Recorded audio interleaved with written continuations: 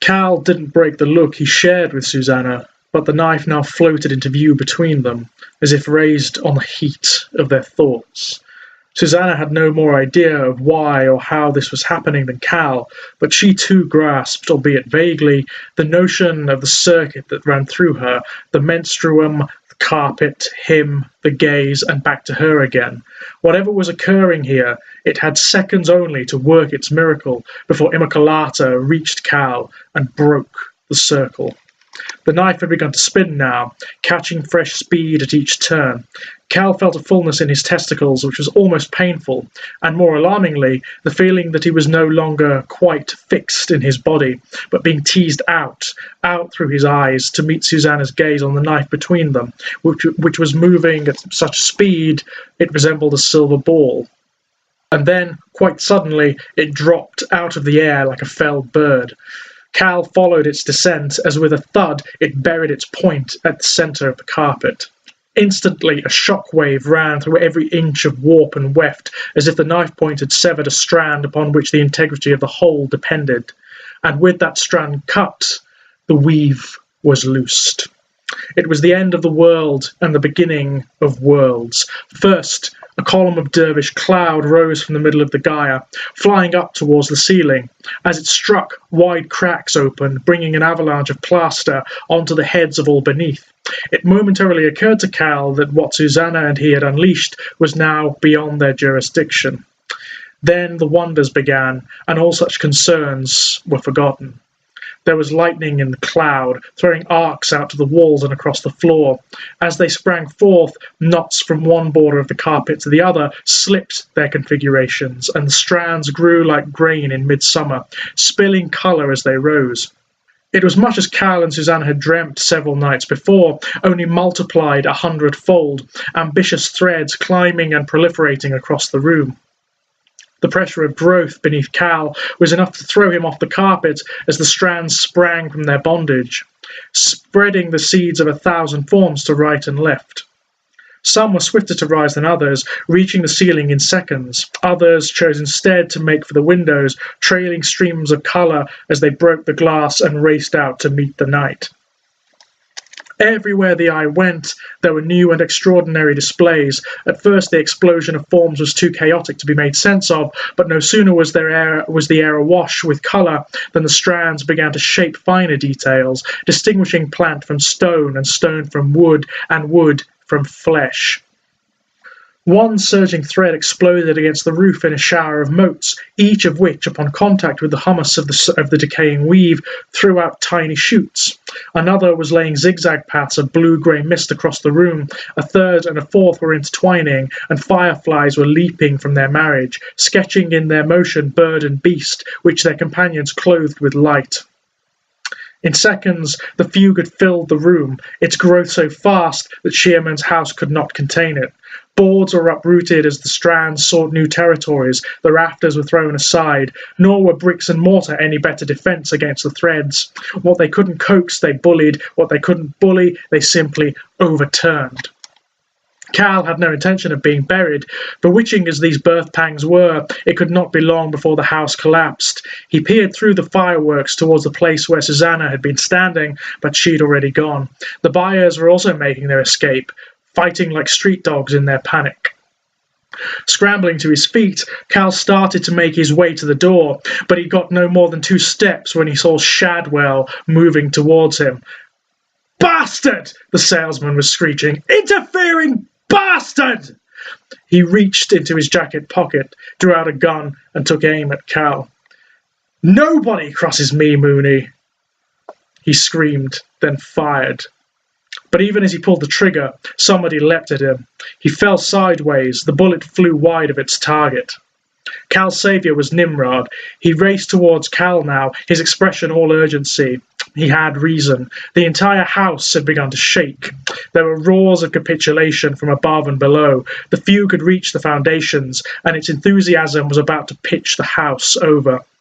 Nimrod seized hold of Cal's arm and pulled him not towards the door, but the window, or rather the wall that had once contained the window, for the burgeoning weave had torn them all out. Beyond the wreckage, the fugue was telling its long, silent story hither and thither, filling the darkness with further magic.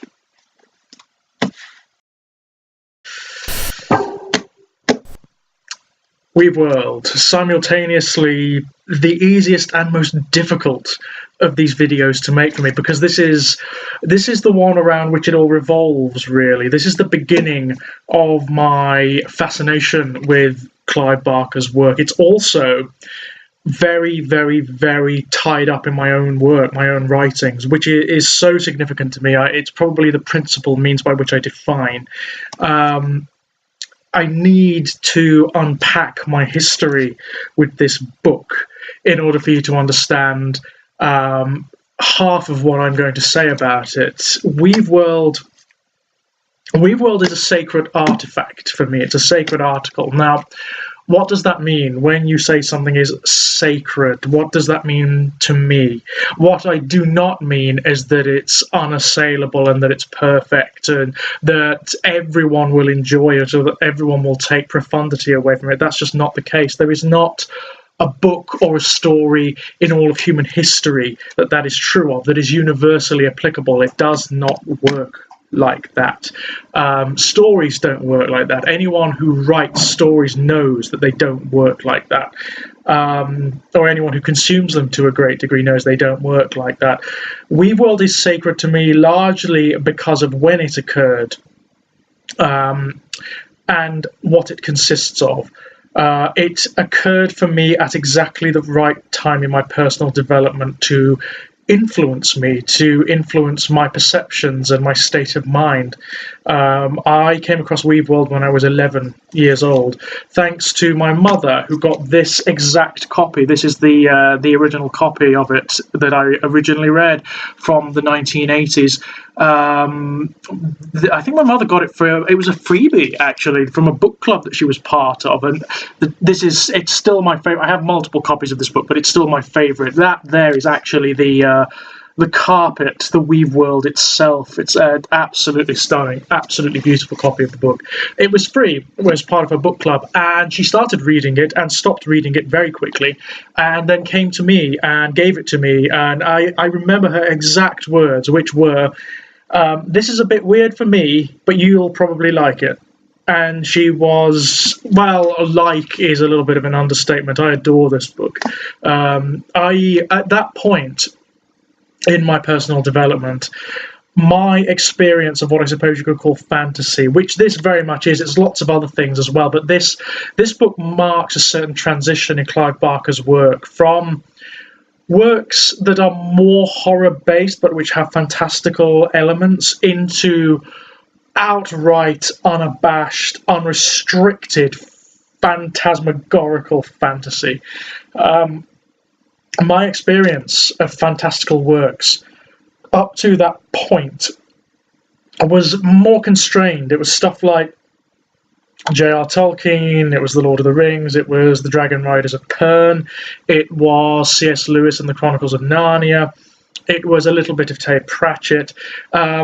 But fantasy for me was very codified up to that point. I'd read a lot of the Dragonlance stuff and a lot of lesser-known writers. I'd read a little bit of Alan Garner. I'd read The Weird Stone of Brisingamen and Elidor,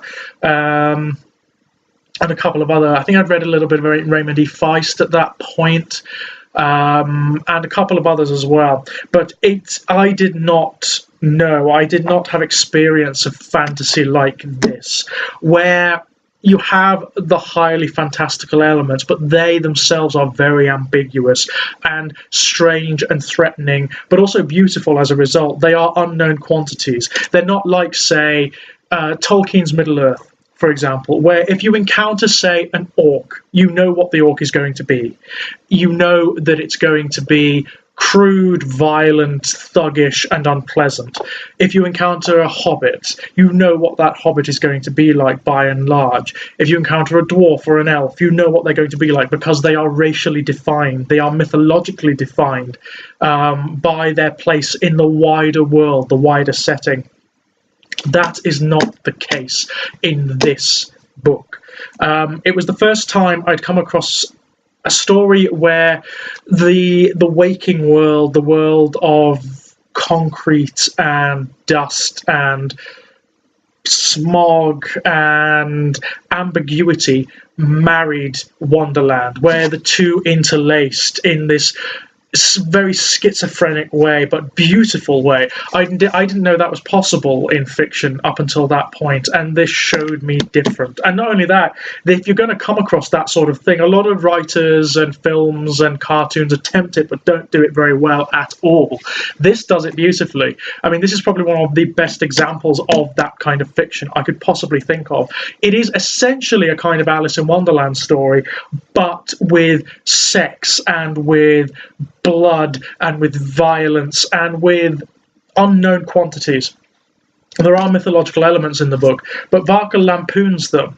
He takes them and then utterly lampoons them, turns them on their head. Things like magic. Magic is a significant part of the mythology in this book.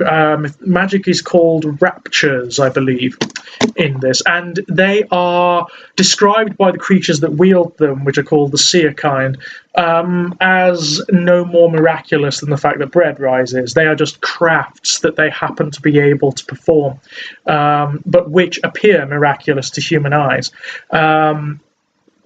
Similarly, you have things like the triune goddesses. It's a concept and an image that occurs within multiple mythologies. Ancient Celtic has its own version of it. Ancient Greek has a lot of them, actually. It has a lot of triune female characters, like the Fates or like the Gorgons and so on and so forth. Ancient Egyptian mythology has its own form. It's essentially the mythological archetype of the maiden, the mother, and the crone, which represent mythological archetypes of femininity, but also of the cycles of life and death. They occur in this book. Barker takes them and turns them into characters, but lampoons the archetypes. So, for example, the maiden, which is the virginal character, the character that is very male prescribed. It's sort of the icon of paternal purity, I suppose, a paternalistic purity, which is all milk and size. It's a character that occurs in Tolkien quite a lot, actually. Is lampooned here. The maiden is a character called Immaculata, and Immaculata at the beginning of the book is the main antagonist. She is one of the seer kind. Insofar as we're aware, there's some ambiguity. There's a lot of ambiguity about exactly what she is. The seer kind, when she's mentioned to them, actually reject her. They say that she's not part of them. What she proclaims to be is a descendant of Lilith. She claims to be descended from the first pure line of magic, as it were, and therefore claims a kind of authority over the seer kind. She proclaims some sort of divine right, I suppose, to their obeisance. And her purity is it is virginal, but in a very different way. It's virginal not because virginity is prescribed by male characters or by masculine forces, but it's because she's disgusted by everything. It's because nothing is pure enough for her. She is the authority in this. She reclaims that power, and being virginal gives her a certain degree of power. She has access to powers that lovers are not. She's also a very desolate character. She's a death bringer. Even her shadow can drive people mad or can murder them on the spot. It can induce heart attacks. She has access to this power called the menstruum, which is a very female power. It is, as its name suggests, it's a condition of the body as much of the abstract. It flows from her orifices and from her pores, and it can do all sorts of things. It's a female power that other female characters have in the book, but which manifests differently for all of them. And it's a power to be feared. It's a power to be absolutely feared. And that also, in and of itself, is an inversion of standard fantasy tropes, where, generally speaking, the maidens are prey. They are ciphers for story. They're characters to be kidnapped by dragons or by wicked wizards or by monsters, and then to be saved by the heroes. That archetype, and indeed that plot arc, occurs in this book, but is totally inverted, completely inverted. You have Immaculata, who represents an inversion of it, who is the maiden, but is not milk and size. No, no, no, no, no. She is blood and horror, and the most awful purity. Her purity is awful to behold, to the point whereby it is untamable. She is entirely beyond any attempt by male or masculine forces to contain or control. That's quite wonderful. Then you have other female characters who represent different forms of female archetype, I suppose, but the inversions of those archetypes. You have Immaculata's sisters, because she is part of a triune. The Hag, for example, who is probably the closest to her original archetype of all those characters. The crone in the traditional mythologies in which it occurs represents what you'd think. It's autumn, it's the passage from life into death, and so on and so forth. It's also foresight. She is the Hag, and indeed the mother character. They are ghosts. They're Immaculata's sisters, but they're ghosts. They were apparently triplets, although you never find out who their mother actually was. And according to Immaculata herself, she strangled them both while they were still in the womb and bound them to her. So now their ghosts follow her around and do her bidding. And the Hag is the most passive of all of them. She doesn't really do a great deal. She is their farseer, I suppose. She reads the effluent of her sister's afterbirth and sees the future in it. That's how she tracks the seer kind down. It's quite gross. It's quite disgusting, but not as disgusting as the mother, or the Magdalene, or Mama Puss, as she's also known.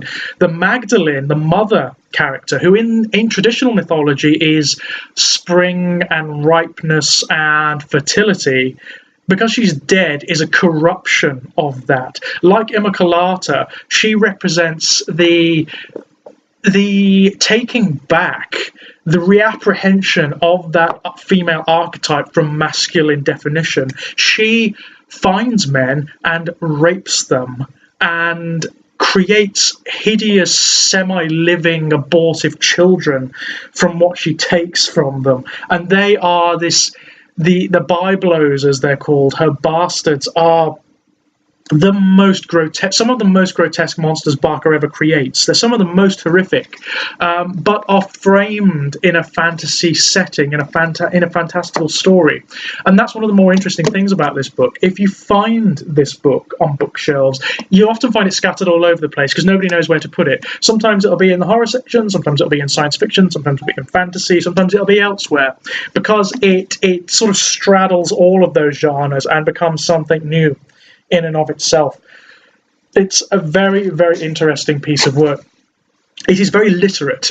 Again, this is something that was significant to me as a child, because I'd rarely read anything as literate as this book is. There are references to so many mythologies, to so many pre-established philosophical and occult and mythological ideas, and it's enriched by that knowledge. If you know those contexts, it is phenomenally enriched by them.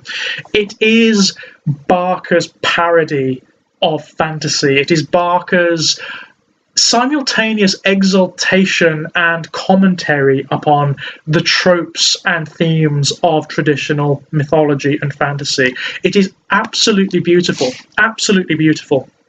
Now, the Weaveworld itself, the eponymous Weaveworld, is a wonderful concept. It's wonderfully simple, but works really well. It is a world in a carpet, in a magical carpet that is woven by the seer kind, by the fugue people, if you like, as a means of escaping humanity. Humanity, who they call cuckoos, because we are invaders of their worlds and of their realms, are entirely hostile to the seer kind. There is a contempt in this book, which is something that occurs in all of Barker's books, for, I won't say necessarily for humanity, although that is definitely the case. There is a misanthropy in this book, but for the systems of humanity. There is something about the way human beings enshrine ideas and perspectives and try to promote them as absolute that always necessarily leads to genocide and violence in Barker's books. And this extols it. It really does, like Cabal does before it. In Cabal, all the representatives of systems are evil. The representatives of law, of psychology, of religion, they are revealed as being tribal bigots and butchers and inciters of genocide, and that is true here. That is true here. You have very human characters that contrast and counterpoint the fantastical characters, some of them in positive ways, like one of the protagonists, Calhoun Mooney. He is he is the person, he is essentially the projection of who this book talks to. It's the book, it's the reader, it's the person who comes to the fantasy and falls in love with it rather than hating or envying it or wanting to own it. He's the one who is content to just walk through it and be bewitched by it. That's us. That's the people who love imagination, who love dreams, even at their most horrific. That's who Calhoun is. And he is the very positive reflection of humanity, the rare dreamer. Then you have the characters like Shadwell. Now, Shadwell has no other name. You never find out who he is as such or where he comes from, but Shadwell is working with Immaculata. He is a mortal man who is working with Immaculata, and he is a salesman. He's as much an archetype in many respects as she is. He's a salesman. He thinks in terms of owning, in terms of material and property and ownership, and what he wants is to own and sell the carpet. He wants to sell Wonderland into slavery, not because of money. It makes that very clear. Money doesn't really mean a thing to him as such, and certainly not after his association with Immaculata, who can just conjure money from nothing. It's power. It's the power of ownership that he really revels in, and that's what he wants at the beginning of the book. He is a certain archetype that once again occurs a lot in Barker's books. He is very much like Joseph Whitehead from the Damnation game, and also a character from the Abarat whose name escapes me at the moment, but he's the character who wants to own and sell miracles, who sees magic in terms of what he can contain and control, and that's it. He sees it as a means to an end, and that's it. He is something that Barker fucking hates, and you really get that. You really get Shadwell's the most loathsome character in this book by a mile. By a mile. He's the only one who never has any moment of sympathy. Not a moment. He's a complete cunt. And he's wonderful. He's absolutely wonderful. He's a really interesting character. He starts off wanting to he even thinks to himself how he might package and sell Immaculata. I mean, something as terrible and as frightening as Immaculata is, and she is. Immaculata is a terrifying character in this book. You never know what she's going to do because she is so ambiguous. There are times when one of the protagonist characters stumbles across her and you think they're dead. They're dead. She's just going to look at them and they're going to die. They're going to have a heart attack or wither on the bone, and she lets them go. She just walks past them with maybe a look of contempt, and that's it. Or maybe she talks to them. You never know what she's going to do because she is irrational, because she is beyond male and human prescriptions of rationality. And that's what's so much fun about her. Shadwell is very defined, and he wants to own and sell her as well. That's how it starts for him. But his desires and his perspectives evolve, I suppose, as the book goes on. When there is a wonderful point in this book, and spoilers, by the way, I would go and read this book before you watch the rest of this video, because it is going to go neck deep into spoilers territory. You have to in order to explore it. There's a point where the carpet it's sort of roused, it's activated, and it spills out, it explodes into 1980s Liverpool, into suburban 1980s Liverpool. And certain characters like Shadwell and like Calhoun find themselves wandering it. They find themselves lost in Wonderland. And what they find is that it's far stranger and far more ambiguous than they would have ever imagined, either of them. And that's sort of the point. That is something that Barker is really trying to say with this book. I think the characters actually pointed out. Wonderland has to be stranger than you can imagine it to be. In order to be Wonderland, in order to excite and inspire, it has to be stranger. And it has to be ambiguous, and it has to be slightly threatening and disturbing in order to arouse what it proclaims to arouse. Otherwise, it's not. It's actually banal. It's something that you can control in your own mind. They both have very different responses to it. Calhoun falls in love with it. Calhoun becomes a part of it as such. He becomes a part of the story, a part of the dream. Shadwell is threatened by it. Shadwell is enormously threatened by it, but also inspired. He sees in it the ultimate potential, the ultimate possibility. He wants to, in the end, he doesn't want to sell it. He wants to own it.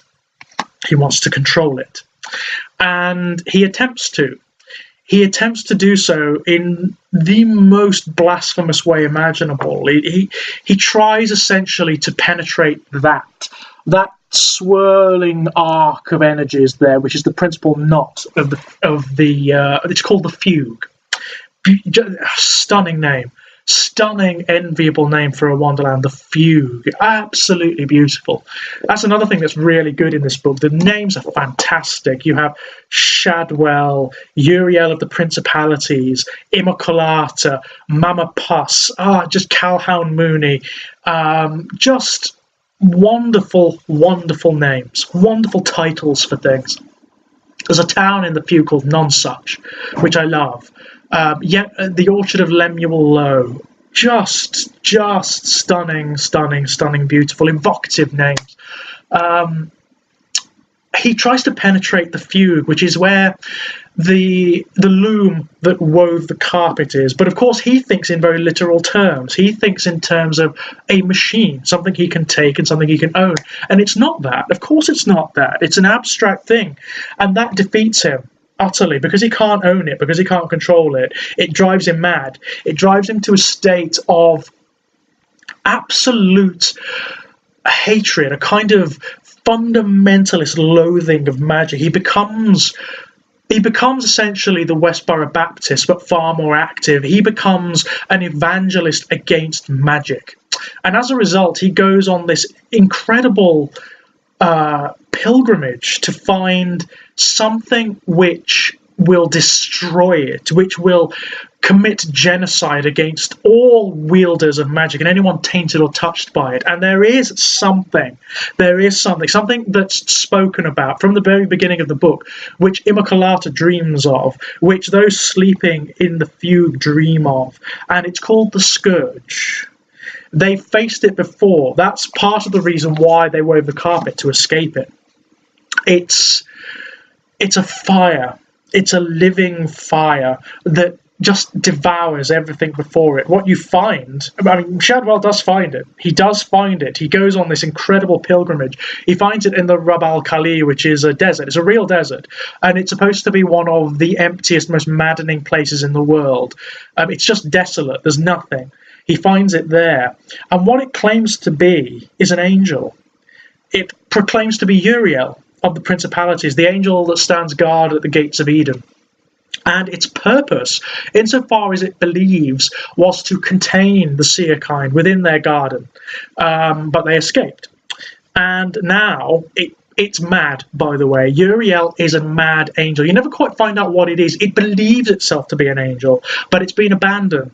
It doesn't know what it is, so it has taken on the mythologies of men in all of their genocidal judgmentalism, and believes itself to be an angel. It believes itself to be the fire of God, and that its purpose is to wipe out the seer kind and all traces of magic. It is mad, and Shadwell finds it, and he leads it to them. It's absolutely stunning. It's a brilliant concept. Brilliant concept. And bound up into that, you have another character who is, again, he is one of these representatives of enshrined systems that Barker so loathes. He is law and he is order. His name is Detective Inspector Hobart, and he is everything negative about law and order and about authority and about restriction. He is paranoid, he is egocentric, and he is in love with authority. He believes that morality and authority are the same thing. He has justified his own brutalities under a veneer of dispensing justice, of maintaining order. And as a result, the fugue and the seer kind are things he cannot deal with, he cannot accept. And he, to a certain degree, goes mad as well. But he does have a degree of sympathy thrown at him because he realizes what he is. He has it made plain to him at a particular point in the book, and by the end he actually becomes the vessel for Uriel. Uriel enters him, his flesh, and he becomes this walking wretched vessel of fire that boils out of his mouth and out of his eyes, and that bursts out of him and that burns him. It actually hurts him. It's what he thinks it's what he wants. He wants this cleansing fire so that he can dispense justice, and actually it tortures and torments him. And he gets a degree of sympathy by the end of the book, which Shadwell does not, which I think is really interesting. Really interesting. These forces of order that Barker so despises. Hobart is the only one who has a degree of sympathy thrown at him. Immaculata, who is presented at the beginning of the book as a horror, an ultimate horror, actually by the end has some ambiguity by the end of the book, because she is a magical entity and is therefore worthy of a degree of reverence in Barker's eyes. And that's wonderful. I love the ambiguity. It's something you don't find in books that contain these archetypes very much, and certainly not around this era. To find that, you would have to look for the writers that this book led me to. People like Terry Pratchett, people like Neil Gaiman, people like China Miéville, and various others. You need to read their writings as well, because they are very much akin to this. There was a period when that kind of fantasy was becoming very, very popular, when culture was moving away from the absolutism of your Tolkiens and your Lewises and into murkier realms, but also far more potential and fluid realms, where creatures and entities and magic and miracles are not defined and not contained or controllable, where they are genuinely miraculous and beautiful. And that's what this book is. I've read this book so many times. It is definitely the book I've read the most in my entire life. And that means I can't actually count how many times I've read it. I can tell you how many times I've read The Lord of the Rings. I've read it 12 times. I can tell you how many times I've read Imagica. I've read that about 15 times. I can tell you how many times I've read His Dark Materials. I've read that 5 times. But this I could not tell you. I could not tell you how many times I've read this book, because it's a lot. It's a lot. Since I was 11 years old, it's at least once a year every year. At least once a year every year. And it's probably a lot more than that, to be perfectly honest.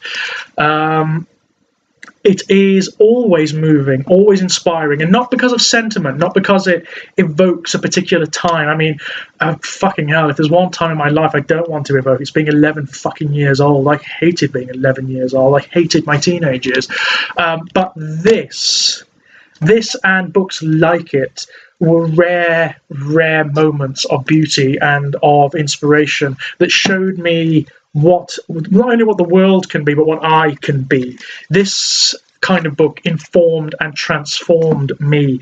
And if you read any of my work, if you read Strange Playgrounds or the up-and-coming book Born in Blood, there are so many echoes of this book in them, so many echoes, because it's indelibly bound into, I won't even say my sense of self-definition, because what this book and what Barker's work extols more than anything is a lack of self-definition. It's throwing away parameter, abandoning it.